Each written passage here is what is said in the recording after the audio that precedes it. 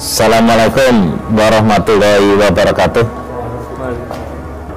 Yang terhormat adik-adik sekalian dan saudara-saudara yang sangat berbahagia, kita berada di rumah asal muasalnya Setia Hati Terapi.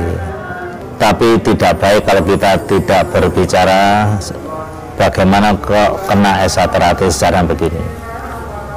SH Terapi yang semula bernama Setia Hati Pendak Sporokot, yang kemudian berubah nama menjadi Setia Hati Pemuda Sporokot.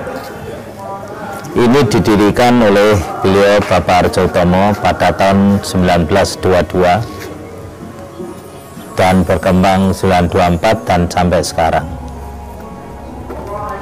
Siapa Arjo Utomo? Arjo Utomo adalah seorang patriotik, seorang perintis, dinamakan oleh pemerintah sebagai seorang perintis kemerdekaan.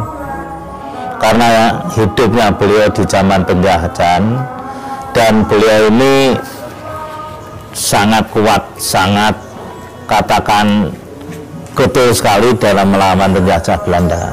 Sampai-sampai beliau bekerja itu selalu keluar karena keaktifannya melawan penjajah, sehingga beliau ini sering keluar masuk penjara. Mau di penjara selama akan dibuang ke Dipo tidak jadi, karena sudah menjalani di penjara itu sudah ada 3 tahun.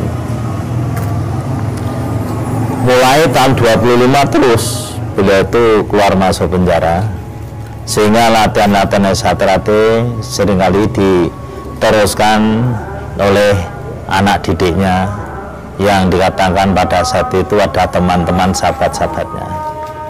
Itu kejadian itu. Nah, beliau ini setahun 38 sudah menderita sakit,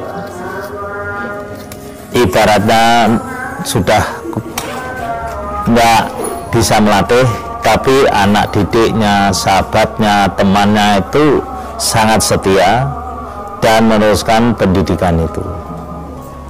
Tahun 42 waktu Jepang masuk,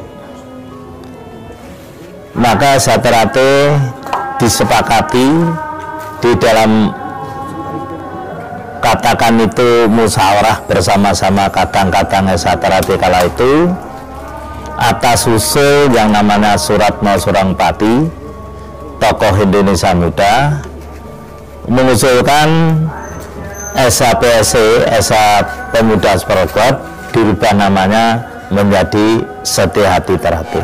SH Terapi itu mulai tahun 53 setelah tidak perguruan lagi menjadi organisasi persaudaraan. Jadi SH Terapi itu bertumbuh pada pasuduluran.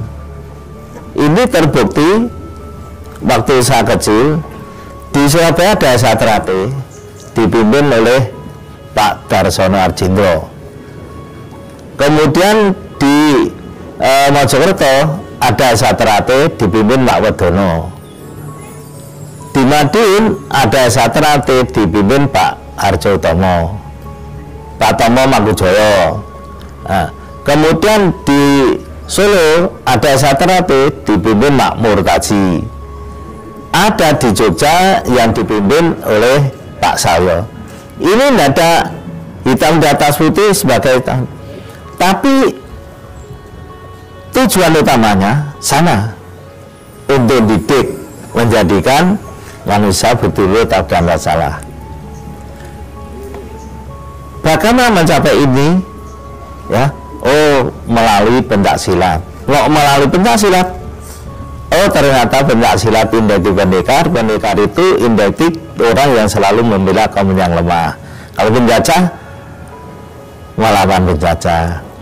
Kalau gitu saya terbaik. Loh, terus ilmunya apa? Ilmunya mengenal jati dirinya sendiri. Karena setelah mengenal jati dirinya sendiri, kita tidak akan sulit mengenal orang lain. Karena orang mengenal jati diri berarti harus mengakui kelebihan dan kekurangannya. Berarti persaudaraan itu menjadi rangkaian antara satu tiga cabang. Iya, hubungannya. Jadi saya dengan Surabaya, saya dengan Jakarta, saya merasa tidak lebih. Hanya ada rasa saling hormati. Kelebihan bagaimana? Belum tentu. Yang Jakarta itu lebih rendah. Nah, itu peguruan. Kita bukan peguruan. Kita senang. Saudara Jakarta, saudara di Bandung, lebih hebat senang. Bedanya situ. Hubungannya yang benar persaudaraan. Lalu tenggang rasa. Hormat menghormati, itu yang jadi. Pak, kembali ke rumah ini, bahwa harapan Bapak terhadap keluarga Setiati ke depannya dengan apa? Adanya rumah ini, Pak. Harapan Bapak apa, Pak?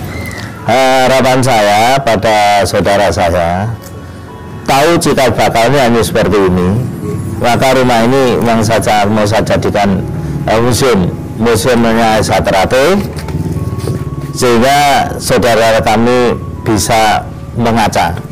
Lu kok iso dadi ngene, berarti ada perjuangan yang gigih bisa bintang. Dan bangunan yang sekarang ada di Satrate itu tidak ada melibatkan satu orang, dua orang dan minta bantuan dari pemerintah dan enggak. Itu murni dibiayai Satrate, tapi bukan murni dibiayai oleh oknum Satrate. Enggak. Kok bisa? Nyatanya bisa. Ya alhamdulillah dulur-dulur Satrate bisa menyadari, memahami. Yang saya inginkan kerukunan, kebersamaan lillahi ta'ala kalau bantu. Itu yang ada sih. Itu bagi saya nasihat almarhum Mas Imam, sepiro gedening sangsara yang tinampa amung dadi coba. Semua keungsaran pasti ada cobaan-cobaan. Nah, dengan cikal bakal di rumah beliau ini kita merasa bangga, tapi saya juga prihatin. Ternyata tempatnya ini harus berbagi. Saya tadi merintahkan Pak Ada Pariwur, nggak usah nunggu lama-lama, mulai besok tolong diperbagi, sehingga kalau ada tamu itu rasanya itu kita nggak malu barang gitu. Nah, itulah sekelumit sejarah Satrate.